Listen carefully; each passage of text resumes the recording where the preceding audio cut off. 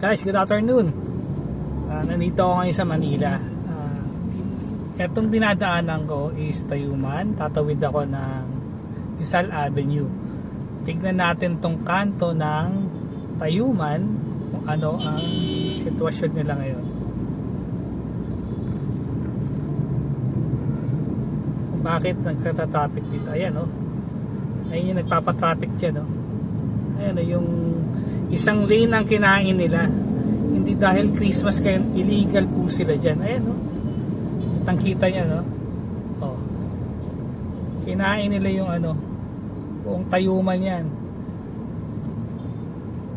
Mula sa kanto hanggang dito sa may ano, sa may pag-traffic, hanggang dito sa may traffic light.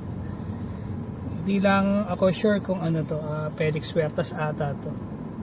Yung susunod na kali. Ayan po, oh. Kitang kita po. Kaya po yung daloy ng traffic, oh, hindi maayos.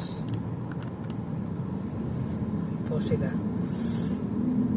Illegal vendors, illegal parking, illegal terminal, nandito na lahat.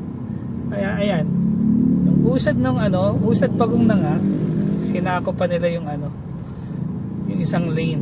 Oh. Tignan nyo. Ayan, o.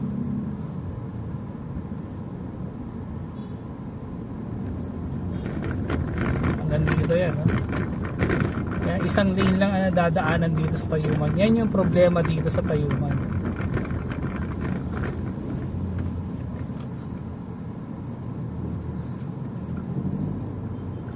Ayan, o. Puno na naman po sila dito, mga kaibigan. Ayun, bawat kanto dito may terminal.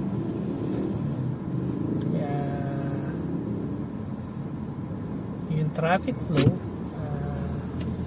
hindi talaga siya bibilis unless kung babantayan yung lugar na yan.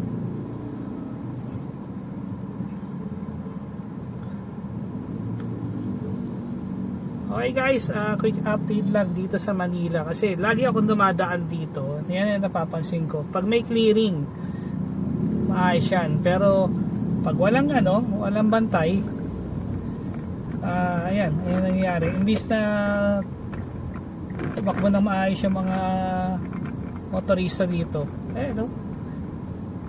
Oh. Kahabaan ng Tayuman yan.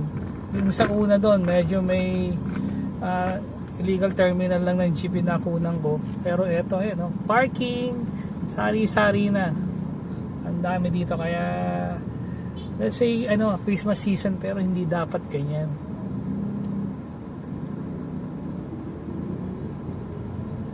Nakaano na doon yun, nakatambay na yung mga vendors doon. O, eto na ako sa may ano, sa may AH Lacson. Nakalagpas na ako ng SM San Lazaro. So, kayo na lang mag-judge po kung ano yung ano. Sana mabantayan po yan ulit ng City Government of Manila. Okay. Guys, thank you. Quick update lang. Share ko lang to yung problema dito sa Tayuman. Kaya sobrang traffic po.